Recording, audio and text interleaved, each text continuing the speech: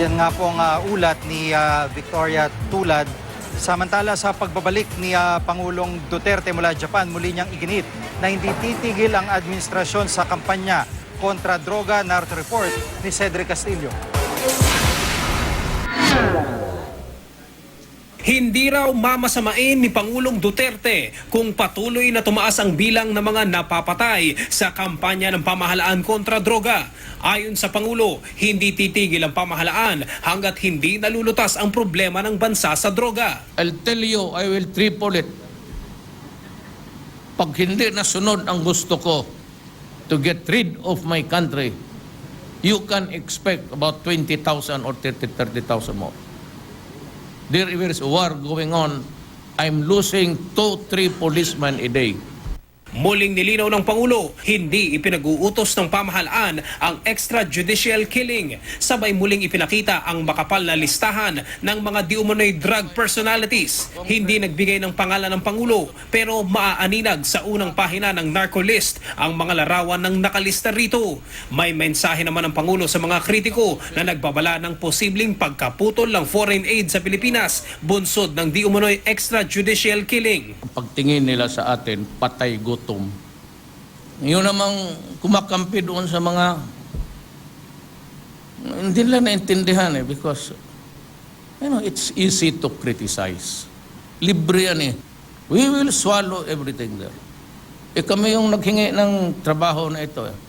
Nanindigan din si Pangulong Duterte, hindi dapat mangamba ang mga Pilipino na makipag-alyado sa China at Russia.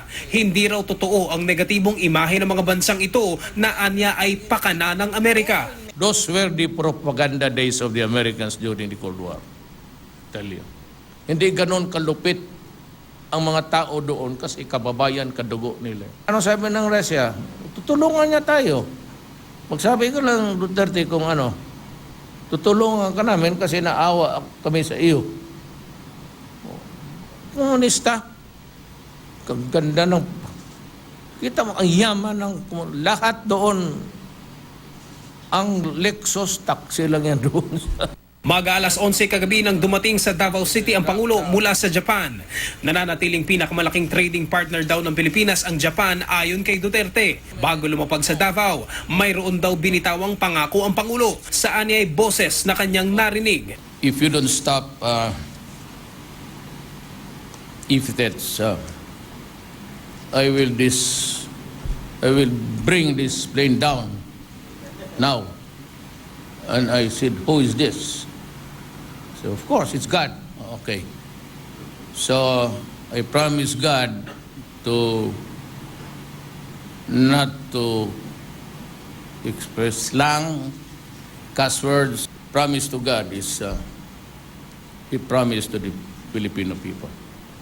Nang muli siyang tanungin tungkol dito, nilinaw ni Duterte na may tamang panahon daw para sa maaanghang na mga salita at mura.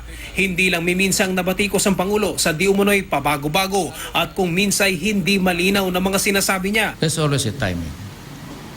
There's always a timing, a time for everything, time to be foul-mouthed, and a time to... I do not want anybody reading my mind because hindi na ako makadiskarte. But it's all calibrated. Sa pagwawakas ng press briefing, binati ni Duterte si 2016 Miss International Kylie Versosa sa kanyang pagkakapanalo. Sabay sumimple ng banat sa mga kritiko. I am always happy if our beautiful women win all the titles. Kasi Pilipino tayo, it gives us kunting hambog. It lifts parang mayabang tayo na, kita mo? Magaganda ang